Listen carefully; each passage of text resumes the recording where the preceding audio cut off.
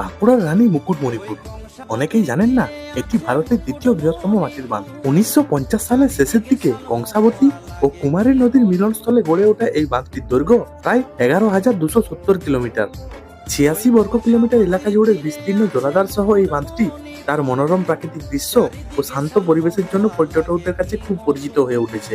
প্রতি বছর ডিসেম্বর ও জানুয়ারি মাসে হাজার হাজার পর্যটক আসেন ও পিকনিকের আনন্দে মেতে ওঠেন এখানে।